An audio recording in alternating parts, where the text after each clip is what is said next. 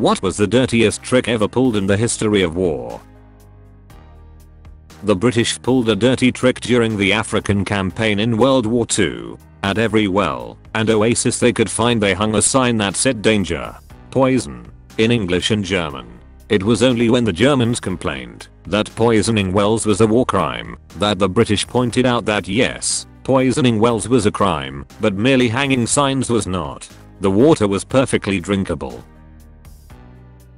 So there's this kind of honey made in Turkey called mad honey. It's made from the pollen of rhododendron flowers. If you eat very much of it, you get very intoxicated, and you often hallucinate. You can even OD on it. A few times in antiquity, it was used as a weapon of war. For example, the Persians left some out for the Romans to find. The Romans ate that sweet shit right up, and then the Persians attacked them, while they were all tripping balls and defenseless. During the siege of Kaffa, the Mongols hurled the corpses of the deceased soldiers decimated by the Black Plague into the besieged city. It is considered one of the key events that helped spreading the disease in Western Europe, killing millions. The US firebombed Tokyo. Because the houses were mostly made of wood, they knew the city would burn. Even the guy who drafted the plan, Robert McNamara, was ashamed of it. When Timur the Lame was about to attack the city of Sivas, he promised the 3,000 Christian Armenian soldiers that he would not shed any of their blood if they surrendered. They did, and, true to his word, he had them all buried alive.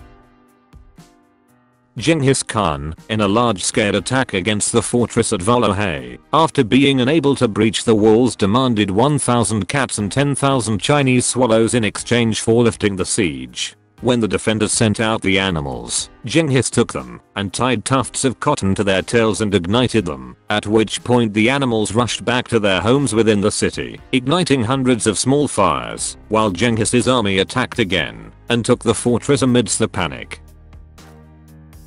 In World War I, the Allies became used to the smell of chemical weapons and would put their gas masks on quickly. The Germans changed their tactics and would use nearly odorless vomit-inducing chemicals that would absorb quickly into the lungs first. Then, once soldiers were vomiting and couldn't keep their gas masks on, they would fire the main artillery barrage containing the lethal chemicals. The Battle of Majnoon in the Iraqi-Iranian War. You wait until nighttime, and you will see how we are killing these Iranian dogs, an Iraqi officer said with a broad grin. We are frying them like eggplants. He then took us on a tour of dozens of thick electrical cables his troops had lain through the marshy battlefield, a spaghetti network that snaked in and out of the patchwork of lagoons. He showed us the mammoth electric generators that fed the exposed power lines from positions just behind the Iraqi front lines.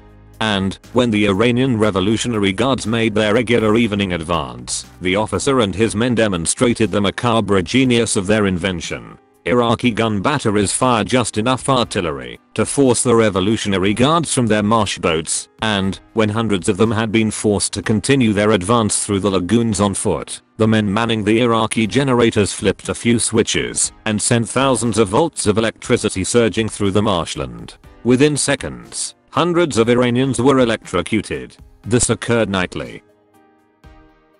During the Second World War, German forces would rig crooked wall paintings to explode when straightened with hopes that it would kill Allied officers when they came in to set up command posts. Crac des Chevaliers was a crusader castle in Syria and one of the most important castles in the world, with imposing walls and very good defense at all. The castle was besieged by Sultan Baybars. This man conveyed a forged letter to the garrison, supposedly from the Grand Master of the Knights Hospitaller in Tripoli, which granted permission for them to surrender. They did. Baber got the castle. There was a time of World War II called Live and Let Live, both sides essentially refusing to fight and coming out of the trenches together, socializing. After the generals on one side, I think it was the British, but could be wrong, found out about this, they devised a dirty trick. The British lured the Germans out of their trench by playing a traditional German anthem and cut them all down, thus ending the days of Live and Let Live. Not sure if it's been posted yet or not, but the Ghost Army was a pretty great trick. Maybe not dirty, but still really clever and underhanded. The 1,100-man unit was given a unique mission within the Allied army, to impersonate other Allied army units to deceive the enemy. From a few weeks after D-Day, when they landed in France, until the end of the war, they put on a traveling roadshow utilizing inflatable tanks, sound trucks, fake radio transmissions, scripts, and pretense. They staged more than 20 battlefield deceptions, often operating very close to the front lines. Their story was kept secret for more than 40 years after the war, and element of it remained classified. I think that's so fucking cool. You had entire airfields full of fake planes and shit, and Germany was running around going crazy over it, but it was all fake. So perfect. Plus the insignia is really badass. Back in the English Civil War there was a certain nobility in battle, where you were supposed to be able to see your opponents and you would stand and fight. Cromwell decided this was stupid, and in numerous battles would send troops round the side, hidden by trees and bushes, to tear through the cavaliers before the fight properly began. Was a lot dirtier a trick at the time. Olga of Kiev's entire campaign against the Drevlians. She had the first set of emissaries buried alive, had a second set locked in a bathhouse and then burned. Then she invited a whole bunch more for a funeral feast, and had them slaughtered while they were drunk. Then she just marched her soldiers over, and took out the rest. The Saint Nazaire raid on the 28th of March 1942. Saint Nazaire was a heavily defended seaport during World War II. The British commandos disguised the destroyer HMS Campbelltown as a German destroyer, and filled it with as much explosives as they could. They sailed the ship past the spotlights, signaling that their radio was broken, using signal lights. Eventually the Germans caught on, and opened fire on the ship, but too late. The Campbelltown lowered the Nazi flag, and raised the Union Jack, and the ship rammed the dry dock at full speed. Sadly the timer on the explosives were faulty and the dry dock was barely damaged.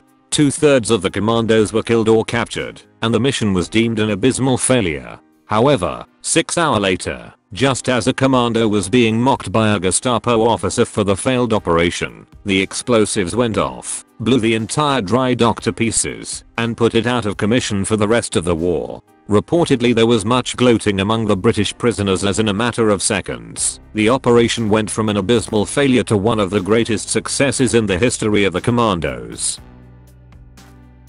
Has anyone said Agent Orange in the Vietnam War? We couldn't really fight them, because they used guerrilla warfare in the dense jungles, so we basically bombed the jungles with Agent Orange, which is an extremely toxic herbicide, to clear out the jungles. This has caused some really fucked up health effects for multiple generations in Vietnam, not to mention the environmental effects. Correct me if my facts are wrong, I'm not a history buff. How about this one, since I haven't seen it here yet? Vlad the Impaler, some of you might know him as Dracula, though without the blood drinking, refused to pay the Ottoman Empire, now the Turkish, taxes. Also he was kinda campaigning against the Ottoman every now and again.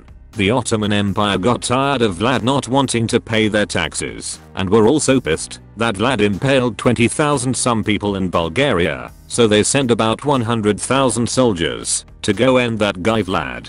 Vlad only had about 30,000 soldiers, so he was heavily outnumbered. He gathered a small group of soldiers, put on the enemy's uniform, and entered the Ottoman camp in an attempt to assassinate the commander. However the plan failed. Next Vlad returned home, with the Ottoman army chasing behind him. He burned down every village, and poisoned every well on his way home, which were his own villages, until he got home. Sick people were also sent down to the Ottoman army to intermingle, and have disease spread among them. When the chasing army finally caught up, and arrived at their designation, they were welcomed by a forest of 40,000 impaled people. Claims are that these were all Turkish soldiers, but they were likely just thieves, sick people and other unwanted parts of the populace. Thanks for watching the video. For more content like this, please subscribe, like, and share the video and push the notification button.